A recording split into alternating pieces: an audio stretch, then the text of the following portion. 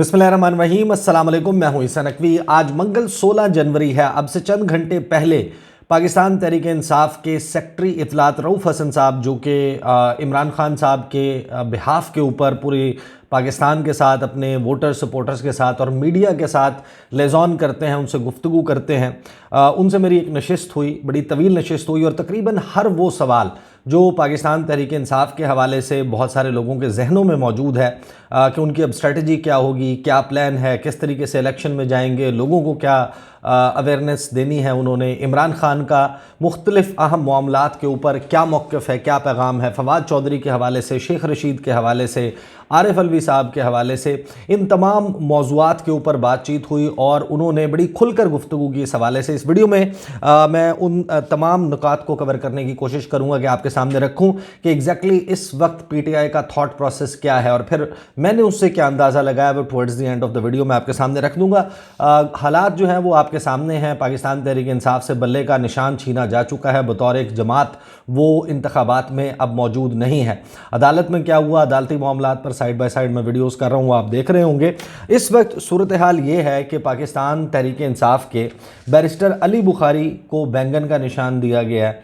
मेहरबानो कुरैशी, शाह महमूद कुरैशी की जो बेटी हैं, मुल्तान से वो इलेक्शन लड़ रही हैं, उनको चिमटे का निशान जो है वो अलॉट किया गया है। आलिया हमज़ा साहिबा जो हैं, उनको लुड्डो का जो दाना होता है, डाइस होता है, वो बतौर इंतखाबी निशान अलॉट किया गया है। शुएब शाहीन साहब को फाख्ता, जमशेद दस्ती साहब को हारमोनियम, जैन कुरैशी साहब अगेन शाह महमूद कुरैशी के साहबजादे, उनको जूता, बैरिस्टर गौहर साहब जो हैं उनको चैनक का, चायदान का, मौज़्ज़म जतोई जो हैं उनको हुक्के का, असद कैसर साहब को व्हील चेयर का, उसके अलावा रंदा, चारपाई, रैकेट, इस किस्म के निशानात जो हैं वो पाकिस्तान तहरीक इंसाफ के मुख्तलिफ जो उम्मीदवार हैं उनको दिए गए हैं। तो जाहिर है कि ये एक बड़ा अहम सवाल है कि पाकिस्तान तहरीक इंसाफ इस हवाले से लोगों के साथ कैसे लेज़ॉन करेगी, उनको किस तरीके से बताएगी कि हमारा उम्मीदवार कौन है या आपने जाकर किस निशान के ऊपर ठप्पा लगाना है। तो ये जाहिर है कि मैंने उनसे सवाल किया। और रऊफ़ हसन साहब जो हैं, मैं आपको एक बात एग्जैक्टली आगाज़ में बता दूं कि कुछ ऐसी चीज़ें हैं जिनका उन्होंने खुलकर इजहार किया और कुछ पर उन्होंने माजरत की। उन्होंने कहा कि ये अगर हमारा प्लान एक्सपोज हुआ तो हमारे लिए मुश्किलात खड़ी हो सकती हैं, लिहाजा इस हवाले से मैं बात नहीं कर सकता। तो जो सवालात मैंने किए वो मैं ज़रूर आपको बता दूंगा, लेकिन जिनका जवाब नहीं मिला वो भी मैं आपको बता दूंगा कि इस बात के ऊपर उन्होंने जवाब नहीं दिया। जो प्लान उनका नज़रियाती वाला था, पाकिस्तान तहरीक इंसाफ नज़रियाती, वो किसकी जहन की इख्तरा थी, किसने उस शख्स के ऊपर ट्रस्ट किया, उसके हवाले से भी उन्होंने गुफ्तगू की थी। अच्छा, उन्होंने कहा कि देखें जो कन्फ्यूजन है, एक ज़ाहिर है कि सिचुएशन सामने है। एक तो ये बात उन्होंने बड़े वाशगाफ अंदाज में कही कि बिल्कुल गैर आइनी, गैर कानूनी तरीके से ये सब कुछ हुआ है। काजी फाइज़ी साहब के ऊपर जो कमेंट्स किए वो भी मैं आपको बताता हूँ। लेकिन उन्होंने कहा कि ये जो कन्फ्यूजन है उसको दूर करने के लिए, उसे बचाने के लिए एक पोर्टल जो है वो पाकिस्तान तहरीक इंसाफ की वेबसाइट के ऊपर ही वो लॉन्च कर रहे हैं। और कोई भी शख्स किसी भी हलके से होगा वो उस हलके का नंबर लिखकर एंटर करेगा तो पाकिस्तान तहरीक इंसाफ का जो उस हलके में उम्मीदवार है, हिमायत याफ्ता उम्मीदवार, उसका नाम और उसका इंतखाबी निशान जो है वो डिस्प्ले पर आ जाएगा। तो वो ये समझते हैं कि बड़ी इफ़ेक्टिव तरीके से ये सब कुछ करने में वो कामयाब हो जाएंगे। उसके बाद अगला सवाल ये है कि आखिर पाकिस्तान में 859 वो हलके हैं जहाँ पर बराह रास्त इंतखाब होना है, डायरेक्ट इलेक्शन होना है, जनरल इलेक्शन, और लोगों ने मुंतखब करना है। अब इसमें कौमी असम्बली के 266 हलके मौजूद हैं, बाकी सूबाई असम्बलियों के हलके हैं। तो इन 859 में से पाकिस्तान तहरीक इंसाफ ने कितने हलके हैं जिनमें उम्मीदवार देने का फ़ैसला किया है। इस पर उन्होंने मुझे बताया कि पाकिस्तान तहरीक इंसाफ जो है उसने तकरीबन हर हलके में उम्मीदवार खड़ा किया है और वाहिद वो हलके पेंडिंग आपको नज़र आ रहे हैं जहां पर अगले चंद दिनों में वो या तो ऐलान कर देंगे या फिर वहां उनकी सीट एडजस्टमेंट हो गई है उनकी इत्तेहादी जमातों के साथ जो उनके साथ चलती रही हैं। उसमें शिरानी ग्रुप भी है, उसमें मजलिस वाततुल मुस्लिमीन भी है। तो उन्होंने कहा कि इन ग्रुप्स के साथ जो हमारे साथ चलते रहे हैं वहाँ पर इंतखाबी एडजस्टमेंट हो चुकी है, सीट एडजस्टमेंट हो चुकी है बाकी हर हलके में। तो गोया 859 हलके जो हैं उनमें से कोई एक हलका ऐसा नहीं है पाकिस्तान तहरीक इंसाफ के मुताबिक, चाहे वो सूबाई असम्बली का हलका हो या कौमी असम्बली का, जहाँ पर उन्होंने कैंडिडेट ना दिया हो। फिर उन्होंने कहा कि हमें टेक्निकली जो है पाकिस्तान तहरीक इंसाफ को इलेक्शन से ही आउट कर दिया गया और उन्होंने कहा कि ये गैर आइनी है। आर्टिकल 17 का उन्होंने हवाला दिया, उसकी तशरीह जो है वो कहते हैं कि उसके मुताबिक किसी सियासी जमात को यकजुम्बिश कलम से आउट नहीं किया जा सकता। और उन्होंने काजी फ़ाइज़ ईसा साहब को कड़ी तनकीद का निशाना बनाया और उन्होंने कहा कि वो सब कुछ कर रहे हैं और ये सारा कुछ एक प्लान का हिस्सा है। 9 मई के हवाले से बड़े वाज़े अंदाज में मैंने उनसे बात की। मैंने उनसे पूछा कि 9 मई का वाक़यात हुए, लोग जो हैं उन्होंने जलाओ घेराव भी किया, ये सब कुछ किया, तो क्या जो आपके नक्काद हैं वो ये कहते हैं कि एक गुरेज़ का मुजाहरा पाकिस्तान तहरीक इंसाफ ने किया, उनसे ख़ुद को डिटैच नहीं किया। तो उस पर उन्होंने एक मरतबा फिर पाकिस्तान तहरीक इंसाफ का जो मुद्दा है इस हवाले से वो सामने रखा। उन्होंने कहा कि हम ये चाहते हैं कि कोई भी शख्स अगर इसमें मुलव्वस है, इमरान खान से लेके पार्टी के नीचे के लेवल तक, अगर कोई भी शख्स जिसके हवाले से सबूतों की बुनियाद के ऊपर अदालत में साबित किया जा सके कि हाँ ये मुलव्वस है, इसकी कोई इन्वॉल्वमेंट थी, तो उसको करार वाकई सज़ा मिलनी चाहिए और ये पाकिस्तान तहरीक इंसाफ का मुतालबा है। और उन्होंने कहा कि इस हवाले से एक जुडिशल प्रोब होनी चाहिए। तो मैंने उनसे पूछा कि जुडिशल प्रोब की आप बात कर रहे हैं और एक तरफ आप अदालत के ऊपर तो अदम एतमाद का इजहार कर चुके हैं, काजी फ़ाइज़ ईसा साहब और उनके साथ जो जजेस ने बैठ कर बल्ले के निशान के हवाले से फ़ैसला सुनाया, तो जब आप अदम एतमाद का इजहार कर चुके हैं तो अगर टॉप जुडिशरी के जो लोग हैं अगर वो ही नहीं कर सकते, तो उन्होंने कहा देखें हमने अदलिया पर अदम एतमाद का इजहार नहीं किया, बल्कि हमने अदम एतमाद का इजहार किया है उन चंद लोगों पर जो इस वक्त उस प्लान का हिस्सा हैं। उन्होंने कहा कि लंदन प्लान, और लंदन प्लान के हवाले से फिर मैंने उनसे उन्हें कुरेदा कि क्या है इसकी तफसील और क्या मज़ीद आपको लगता है कि होगा। उन्होंने कहा कि इसका अल्टीमेट मकसद ये है कि नवाज़ शरीफ को इक़्तिदार की कुर्सी पर बराजमान करना है, उनकी ताजपोशी होनी है, उनको बिठाना है और उसके लिए कोई भी तरीक़ाकार हो, कोई भी रास्ता इख्तियार किया जाए वो इख्तियार किया जाएगा और नवाज़ शरीफ को लाना जो है वो मकसद है। फिर मैंने उनसे ये पूछा कि इस सारे मामले में जब आप बात करते हैं जुडिशल प्रोब की, तो उन्होंने कहा देखें फिर वो किसी भी लेवल के ऊपर जुडिशल प्रोब हो सकती है और वो हो जाए, दूध का दूध पानी का पानी हो जाएगा, जितने हमारे लोग इन्वॉल्व हैं उनको भी सज़ा हो जाए और फिर दीगर उन्होंने कहा कि जो लोग उसमें मुलव्वस हैं उनको भी जो है वो सज़ा होनी चाहिए। इसके अलावा जो है वो मैंने उनसे पूछा कि आपका प्लान क्या है, जो आपके अगर आज़ाद उम्मीदवार, पहला तो सवाल ये था कि आज़ाद उम्मीदवार में आपकी उम्मीद कितनी है कि मुख्तलिफ़ निशानात के ऊपर जिनका मैंने तस्करा किया आगाज़ में कि अगर इनके ऊपर लड़ते हैं तो आप कितने कॉन्फिडेंट हैं कि आपके उम्मीदवार जीतेंगे। तो उस पर उनका जो जवाब है वो बड़ा हैरान कुन था। उन्होंने कहा कि देखें अब इंतखाबी निशान हो या ना हो, लोगों ने ज़िद बना ली है और हमें ये लगता है कि हमें अभी भी जो है वो इतना अनप्रेसिडेंटेड किस्म का, इतना बड़े बड़े अपसेट जो है वो होंगे इलेक्शन में और ऐसे रिज़ल्ट्स आएंगे कि बड़ी बड़ी सियासी जमातें और बड़े बड़े सियासी पंडित वो शशदर रह जाएंगे, उनकी आंखें फटी की फटी रह जाएंगी। इस किस्म के रिज़ल्ट्स जो हैं वो उनकी तवक्को रखें। तो उस सूरत में मैंने कहा कि आपका क्या स्ट्रेटजी है। आपको 227 ख़वातीन की और अक़लियत की नशिस्तें हैं कुल मिलाकर कौमी असम्बली और सूबाई असम्बलियों में, उससे तो आप उस रेस से आउट हो गए हैं। उन्होंने कहा उसके लिए हमने बाकायदा प्लान बनाया हुआ है, मुख्तलिफ़ सियासी जमातें जो हमारी इत्तहादी हैं रही हैं उनके साथ हमारा राब्ता है, हम लोग ऑन ब्लॉक ग्रुप की सूरत में उन सियासी जमातों में उनमें से किसी एक सियासी जमात में हम शमूलियत इख्तियार कर लेंगे, हमारे जो आज़ाद उम्मीदवार हैं और वो हिस्सा बन जाएंगे और फिर हम अपना क्लेम डालेंगे कि इन जनरल नशिस्तों के एवज़ सीटें जो हैं वो हमारी बनती हैं और हमें जनरल नशिस्तों के एवज़ मखसूस नशिस्तें ख़वातीन की और अक़लियतों की अलॉट की जाएँ। उस पर मैंने उनसे पूछा और ये बात मैं अक्सर अपने व्लॉग्स में करता रहा हूँ कि एक बात वाज़े तौर पर नज़र आती है और नवाज़ शरीफ को भी इसका ख़दशा था, इसी वजह से उन्होंने बड़ा इस्तेहकाम पाकिस्तान पार्टी के साथ जब वो इत्तेहाद कर रहे थे, उनकी मजबूरियाँ थी, उनको करना तो था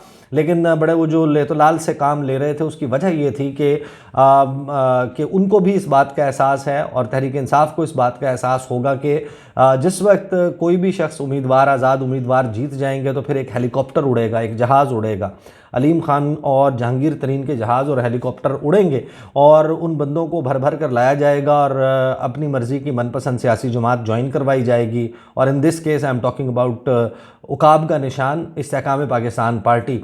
तो क्या आपके पास गारंटी है, मैंने उनसे पूछा, कि आपके जो लोग हैं वो इस्तेहकाम पाकिस्तान पार्टी ज्वाइन नहीं करेंगे, वो लॉयल रहेंगे। उन्होंने कहा कि देखें वैसे तो इंसान के बारे में कुछ नहीं कहा कहा जा सकता है, हमारे बहुत सारे लोग छोड़ के गए हैं। हमें उन्होंने कहा कि 295 नशिस्तों के ऊपर पंजाब असम्बली के इंतखाबात के लिए टिकट्स दिए थे, उसमें से 85 लोग जो हैं उन्होंने डिज़र्ट किया, वो छोड़ गए हमारा साथ, जबकि 210 लोग हमारे साथ खड़े रहे। तो जो 210 उन्होंने कहा कि खड़े रहे हमारे साथ वो तो रहेंगे, बाकियों के साथ भी उन्होंने कहा कि ये जो टिकट्स हैं ये जारी करते हुए या अपने हिमायती जिनका हमायत हम कर रहे हैं उन उम्मीदवारों के बारे में बड़ा एक प्रोसेस के तहत ये मेक श्योर किया गया है। वैसे तो वो कहते हैं कि दिलों के हाल खुदा जानता है और ज़ोर ज़बरदस्ती ज़ाहिर है हम क्या कर सकते हैं, लेकिन हद्दुल वसा ये कोशिश की गई है कि कोई भी शख्स ऐसा ना हो जिससे बददयानती की, जिससे धोखे की, जिससे जो है वो गद्दारी की उम्मीद हो। तो ये एक लॉयल्टी जो है वो एक ऐसा फैक्टर है जिसको मद्देनज़र रखते हुए इन उम्मीदवारों को पहले टिकट और फिर टिकट्स छिन जाने के बाद उनकी हिमायत करने का ऐलान किया गया। फिर उनसे मैंने पूछा कि ये जो पीटीआई ने प्लान ज़ाहिर है कि आपका तो पूरा प्लान कोई काम उसके हवाले से काउंटर स्ट्रेटजी आ जाती है, तो आपने हमेशा बी और सी और डी प्लान रखे हुए होते हैं। तो ये जो प्लान बी जिसको जो है वो आपने इस्तेमाल किया कि पीटीआई का निशान छिना, तो आपने एक पहले से ही जनाब डार साहब को रखा हुआ था कि बल्लेबाज के निशान के ऊपर इलेक्शन लड़ेंगे। ये प्लान किसका था? किसने ये बताया कि जनाब आपको इन जो डार साहब हैं इनका इंतखाब करना चाहिए? पाकिस्तान तहरीक इंसाफ नज़रियाती, तो उस पर उन्होंने हैरानकुन जवाब दिया। उन्होंने कहा कि जब ये प्रोसेस चल रहा था, इस पर ब्रेनस्टॉर्मिंग चल रही थी कि क्या किया जाए, कैसे किया जाए, तो उन्होंने कहा कि ये हमारी जजमेंट की गलती थी। उन्होंने तस्लीम किया, उन्होंने कहा कि शायद हम अपने जो आज़मूदा इत्तहादी हैं उनमें से किसी का इंतखाब करते तो हमारे लिए बड़ी आसानी होती और कम चांसेस थे कि वो हमारे साथ धोखा करते। लेकिन ये जो डार साहब हैं ये ख़ुद ही पॉपअप हुए, इन्होंने ख़ुद को पेश किया और इन्होंने कहा कि मैं आपकी जो जिद्दोजहद है उससे मुतासर होकर मैं वापस आना चाहता हूँ और बड़ा ज़बरदस्त मैं आपके साथ जो है वो चलने के लिए तैयार हूँ। उन्होंने अपनी लॉयल्टी का यकीन दिलाया। बहरहाल अब इसमें ये गेम दिस सीम्स फिशी के इस सारे मामले में किस तरीके से उनका एतबार कर लिया गया। एक शख्स जो माजी में छोड़ गया था, इल्ज़ामात लगाता रहा था, बहरहाल the plan did not work out. तो उस पर उन्होंने कहा कि हाँ बिल्कुल ये हमारी जजमेंट की गलती थी, इसमें जो है वो ट्रैप वाली बात नहीं है कि हम ट्रैप हुए, हमने गलत शख्स के ऊपर एतमाद किया और उसका फिर हमें ये नतीजा देखना पड़ा। इसीलिए उन्होंने कहा कि अब आगे हम किस सियासी जमात में अपने आज़ाद उम्मीदवारों को शामिल करवाना चाहते हैं, कहाँ पर अपना वज़न जो है वो डालना चाहते हैं। इस हवाले से उन्होंने कहा कि मैं अभी माजरत खा हूँ कि मैं आपके साथ वो प्लान अपना शेयर नहीं कर सकता, लेकिन उन्होंने कहा कि हमारे हर शख्स को ये उम्मीद रहनी चाहिए कि हमारे पास उसके हवाले से एक मुनासिब प्लान मौजूद है जिसके ऊपर अमल किया जाएगा जब हम उस स्टेज पर पहुंचेंगे। तो ये ज़ाहिर है कि एक सस्पेंसफुल सी बात है कि एग्जैक्टली ये किस तरीके से होता है। इसके बाद जनाब आज़ाद उम्मीदवार अगर पीटीआई में, अच्छा ये क्योंकि मैं कवर कर चुका हूँ, अब आ जाते हैं उन तमाम मामलात की तरफ जिनका मैंने थंबनेल में भी इशारा किया, फवाद चौधरी के हवाले से, शेख रशीद के हवाले से और आरिफ अलवी साहब के हवाले से। इस पे उन्होंने कुछ बड़ी इंटरेस्टिंग बातें की हैं। मैंने उनसे पूछा कि फवाद चौधरी साहब को आप लोगों ने क्यों टिकट नहीं दिया या उनकी हिमायत का ऐलान क्यों नहीं किया। वो गए थे इस्तेहकाम पाकिस्तान पार्टी और इस्तेहकाम पाकिस्तान पार्टी के एक इवेंट में जाने के बाद उन्होंने एक तरीके से रुजू किया, उन्होंने अपना मौक़िफ़ शायद उन्हें लगा कि उनसे गलती हो गई और फिर वो उनके साथ एक्टिव नज़र नहीं आए, इसी वजह से वो दोबारा गिरफ़्तार भी हो गए, जेल में भी हैं, सब कुछ है। तो एक ऐसा शख्स है उसके ख़िलाफ़ आपने कैंडिडेट दे दिया। उस पर उन्होंने बड़ा इंटरेस्टिंग जवाब दिया। उन्होंने कहा कि Fawad Chaudhry is a rat who jumped our ship when we had a tough time, कि जब हमारे पर बुरा वक्त आया तो फवाद चौधरी वो चूहा है जिसने हमारे जहाज़ से छलांग लगा दी। आपको पता है कि ये बड़ी मशहूर सेइंग है कि जब जहाज़ डूबता है तो सबसे पहले उससे चूहे छलांग लगाते हैं। तो फवाद चौधरी साहब, and when I talk about Rauf Hasan जो है वो आपको पता है कि अगर एक शख्स उसको तर्जुमान लगाया है, उसको सेक्रेटरी इन्फॉर्मेशन लगाया है, तो जब वो गुफ्तगू कर रहे होते हैं वो ऑन बिहाफ ऑफ बानी चेयरमैन इमरान खान, उनके बिहाफ के ऊपर बात कर रहे हैं, तो यूँ समझें कि ये वो थॉट प्रोसेस है जो इमरान खान का भी और बाकी लोगों का भी पार्टी में है। और इसी वजह से फवाद चौधरी साहब को जो है उन्होंने कहा कि वो एक ऐसा चूहा है जिसने हमारे जहाज़ को डूबता देखकर कि इनके ऊपर एक कड़ा वक्त आ गया तो उसने हमारे जहाज़ से छलांग लगाई, लेकिन उन्होंने कहा कि फवाद चौधरी हैं, उनके ख़िलाफ़ कैंडिडेट ज़रूर जाएगा। फिर मैंने उनसे सवाल किया कि शेख रशीद अहमद साहब, वो आपके साथ बड़ा अरसा चलते रहे, ये सब कुछ रहा, शेख रशीद के साथ आप लोगों ने सीट एडजस्टमेंट क्यों नहीं की? आपने पिंडी में जो है वो कैंडिडेट्स दे दिए उन हलकों में जहाँ पर शेख रशीद या उनकी जमात के लोगों की, ज़ाहिर है उनकी जमात तो बहुत छोटी सी है, उनके भतीजे का और एक दो एमपीए जो है उनके साथ वो उनके आपने टिकट्स जो हैं वो उनके हलकों में जारी कर दिए। उस पर उन्होंने बड़ी इंटरेस्टिंग बात की।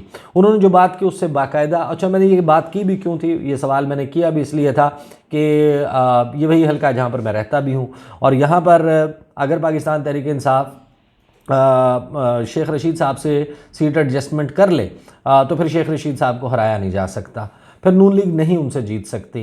अगर पीटीआई का, क्योंकि एक डिफरेंट किस्म के इंतखाबी निशान के ऊपर कोई शख्स आ रहा है तो वो बड़ा मैटर करेगा कि इलेक्शन डे के ऊपर वो कैसा परफॉर्म करता है, उनकी टीम कैसी परफॉर्म करती है, पोलिंग स्टेशन के ऊपर वो अपने बंदे लाने में कामयाब होते हैं या नहीं, फिर उसकी काउंटिंग में पहरा दे सकते हैं कि नहीं, मेक श्योर कर सकते हैं कि नहीं कि आरओ के दफ्तर तक वो रिज़ल्ट और फॉर्म 45 और दीगर जो वो है वो पहुंचते पहुंचते तब्दील ना हो जाए। तो ये अगर उनका मकसद, पीटीआई का मकसद ये है कि आपने हर सूरत में नून लीग को हराना है, तो फिर उसके लिए तो ये बेस्ट फार्मूला था कि आप शेख रशीद के पलड़े में अपना वज़न डाल देते तो शेख रशीद जीत जाते, उनके कैंडिडेट्स जीत जाते। तो उस पर उन्होंने बड़ी दिलचस्प बात की। उन्होंने कहा, जो उन्होंने बात की उससे ये तासुर मिला कि इसके लिए राब्ता शेख रशीद साहब की तरफ से किया गया था कि आप हमारे ख़िलाफ़ कैंडिडेट ना दें, क्योंकि उन्होंने ये कहा कि हाँ इस पर बात हुई और हमने शेख रशीद को ये ऑफ़र की।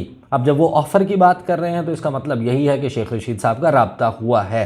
उन्होंने कहा कि हमने उनको ये ऑफ़र की कि हम आप अपनी जमात के प्लेटफॉर्म के बजाय आप हमारे प्लेटफॉर्म से इलेक्शन लड़ें, हमारा जो भी निशान होगा वो आप ले लें, आप अपनी जमात को ज़म कर दें, हमारी जमात में शामिल हो जाएं आप और पीटीआई का हिस्सा बन जाएं, तो फिर आप हमारे हिमायत याफ्ता उम्मीदवार बन सकते हैं। तो शेख रशीद साहब के हवाले से फाइनली जो बात अभी तक नहीं सामने आई थी वो ये कि तहरीक इंसाफ ने उनको अभी रिसेंटली अपनी जमात में शमूलियत की दावत दी कि अगर आप अवामी मुस्लिम लीग जो कि उनकी जमात है, कलमदवात का निशान है, उसको ख़त्म करके पीटीआई के साथ शमूलियत का ऐलान करते हैं तो उस सूरत में शेख रशीद साहब के लिए गुंजाइश निकल सकती है। फिर उसके बाद बहुत ही अहम मामला वो है सदर आरिफ अलवी का। सदर आरिफ अलवी के हवाले से आपको मालूम है कि शायद I was the first one in media जिसने अगस्त के महीने में बिल्कुल आगाज़ में उनके हवाले से वीडियोज़ करना शुरू की और मैंने कहा कि जो उनका कंडक्ट है, जो कुछ वो कर रहे हैं वो इससे बहुत बेहतर कर सकते थे। और उन्होंने एक तरीके से इमरान खान को, कम से कम जिनके वो बड़े करीबी पुराने साथी हैं, उनको धोखा दिया है। बहुत सारे लोगों ने उस पर मुझ पर तनकीद भी की, लेकिन फिर वक्त ने साबित किया कि मैं जो पॉइंट्स रेज़ कर रहा था वो बड़े वैलिड थे। अब आपने देखा होगा कि शेर अफजल मरवत साहब, उन्होंने कराची में जाकर जो गुफ्तगू की आरिफ अलवी के हवाले से, उनके बेटे के हवाले से और कराची में टिकटों की तकसीम में, और फिर उन्होंने कहा कि उनका कोई हमारे साथ अमल दखल को रोल नहीं है, ये उन्होंने बात की थी। शेर अफजल मरवत साहब की इस बात के रेफरेंस में मैंने कुछ सवालात किए, मैं आपको एग्जैक्टली बता देता हूँ कि आरिफ अलवी के हवाले से उन्होंने, अच्छा वो जो शौकत इकबाल डार है उनके हवाले से उन्होंने कहा था रऊफ़ हसन साहब ने कि उनको गालिबन उनका ये दावा था कि तशद्दुद का निशाना बनाया गया, उनको उठाया गया, ही वॉज रफ्ड अप, उनको जो है वो तशद्दुद करके उनसे प्रेस कॉन्फ्रेंस करवाई गई। अब जो ये मैं रेफरेंस इस वजह से दे रहा हूँ कि यहाँ पर फिर मैंने उससे मिलता जुलता सवाल किया था। उनसे मैंने पूछा, रऊफ़ हसन साहब से, मैंने कहा कि शेर अफजल मरवत को मैंने सुना कि वो कराची गए हुए थे, आरिफ अलवी साहब के हवाले से उनकी गुफ्तगू है, आपने भी ज़रूर सुनी होगी, उनके बेटे को टिकट देने या ना देने के हवाले से उन्होंने क्या कहा है, क्या स्टेटस है आरिफ अलवी का, क्या वो आप उनको पीटीआई के साथ लॉयल, पीटीआई का हिस्सा और वो तसव्वुर करते हैं या नहीं करते।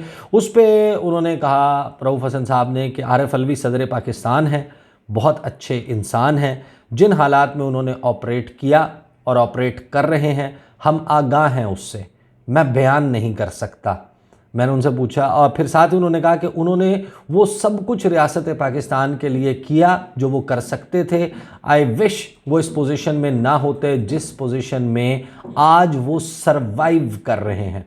ये इशारों किनायों में बात है, इसके बहुत सारे मतलब हो सकते हैं, बड़ी डीप बात है, लेकिन मैं इसके ऊपर अपनी जजमेंट पास नहीं करूँगा। लेकिन उन्होंने जो बात की इसके कुछ बहुत सारे मतलब हो सकते हैं। मैंने कहा अगर वो आइन के तहत डेट अनाउंस कर देते, उन्होंने रऊफ़ हसन साहब ने कहा जी उन्होंने डेट अनाउंस की थी, क्या हुआ उसका असर?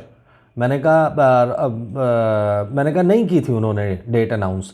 रऊफ़ हसन साहब ने कहा जी की थी उन्होंने डेट अनाउंस 9 मई की मेरे ख्याल में। अच्छा, वो रेफरेंस बिल्कुल ठीक दे रहे थे, वो पंजाब असम्बली की बात कर रहे थे। मेरा रेफरेंस था कि जब कौमी असम्बली और दीगर असम्बलियाँ तहलील कर दी गई तो 9 अगस्त के बाद। तो मैंने उनसे कहा कि मैंने कहा कि उन्होंने 9 अगस्त के बाद जब असम्बली तहलील होगी तब डेट अनाउंस नहीं की।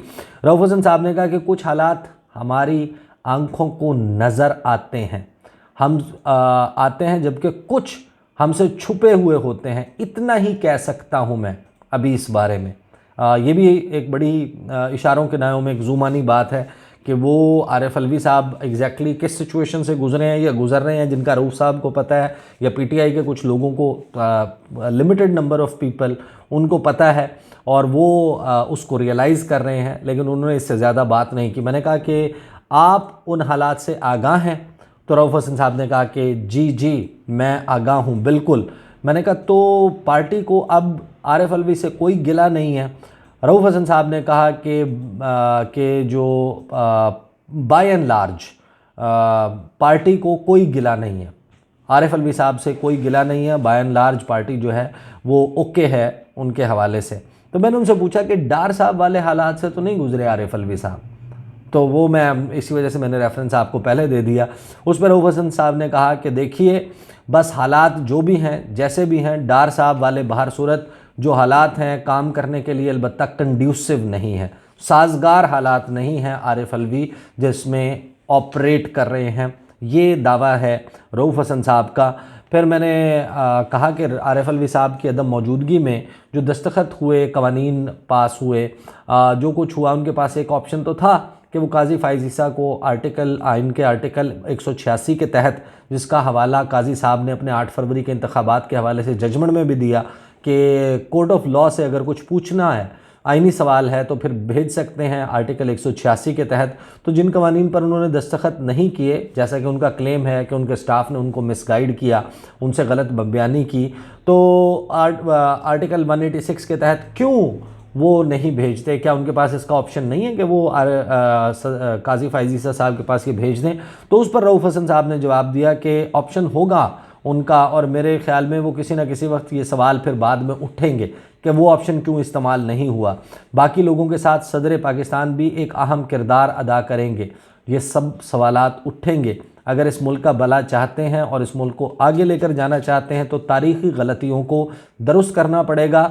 जमहूरियत अगर आप चाहते हैं तो जमहूरियत फिर लानी पड़ेगी, और जमहूरियत का बस एक ही रास्ता है कि फ्री एंड फेयर इलेक्शन करवाएं, और वो करने पड़ेंगे। जिनका किरदार जमहूरियत के लिए क्वालिफाई नहीं करता उनको रिमूव करना पड़ेगा। तो ये है वो गुफ्तगू या उसके मेन पॉइंट्स जो मेरी हुई रऊफ़ हसन साहब के साथ। वो ABN में मेरे साथ मौजूद थे। कुछ चीज़ें ऑन कैमरा हुई, कुछ चीज़ें ऑफ कैमरा हुई। बहरहाल ये है पाकिस्तान का इस वक्त का सियासी मंजरनामा पाकिस्तान तहरीक इंसाफ के हवाले से। ज़ाहिर है साइड बाय साइड आपको पता है कि नून लीग वो अब आ गई है आगे, अपनी कैंपेन उसने शुरू कर दी है। जो गुफ्तगू मरीम नवाज़ साहिबा ने की वो आप तक पहुँच चुकी होगी। बिलावल भुट्टो ज़रदारी जो गुफ्तगू कर रहे हैं, एक तमानियत उनके चेहरे पे, इन सब के चेहरों पे नज़र आती है, हशाश बशाश नज़र आते हैं। रास्ते से उनके ख्याल में सबसे बड़ा हरीफ वो निकल गया है। लेकिन तहरीक इंसाफ बड़ी कॉन्फिडेंट है। वो कहती है कि हमारा हमायत याफ्ता उम्मीदवार भी बड़े बड़ों को पिछाड़ देगा। और मेरा ख्याल है कि ये जो कॉन्फिडेंस है वो उनको शायद इस वजह से है कि हर वो हरबा जो अब तक पाकिस्तान तहरीक इंसाफ और उनके चेयरमैन को कमज़ोर करने के लिए या गेम से निकालने के लिए इस्तेमाल किया गया, कम अज़ कम आवाम की सतह पर ये बात बड़ा विजिबल है, महसूस की जा सकती है कि उसने पाकिस्तान तहरीक इंसाफ को भी मजबूत किया है, इमरान खान को भी लोगों की नज़रों में मज़ीद पॉपुलर किया है। But it all depends now on 8 फरवरी। और जो फोकस नज़र आता है मेरा ख्याल है तहरीक इंसाफ का, वो ये नज़र आता है और उनकी उम्मीद ये लगी हुई है कि लोग निकलेंगे, रिएक्टिव होकर निकलेंगे और आकर जिसको वो ये कहते हैं कि हमारे साथ जुल्म हुआ उसका बदला वोट से लेंगे। एग्जैक्टली उनकी आस उम्मीद जो लोगों के साथ लगी हुई है वो पूरी होती है या नहीं। पाकिस्तान में आपको पता है कि वोटर को निकालना, लाना, ले जाना, और फिर जुमेरात के दिन हो रहे हैं इलेक्शन, एक ऐसा दिन जिससे ना आगे छुट्टी है ना जिससे पीछे छुट्टी है। मुख्तलिफ़ शहरों में काम करने वाले क्या वो छुट्टी ले पाएंगे, उन इतना पैसा लगाएंगे कि वो ट्रैवल करके जाएं and they cast their votes. ये वो सब तमाम चीज़ें हैं जिन्होंने अभी अनफोल्ड होना है। इस पर गुफ्तगू का सिलसिला जारी रहेगा। अब तक के लिए इतना ही, मुझे इजाज़त दीजिए। अल्लाह हाफिज़।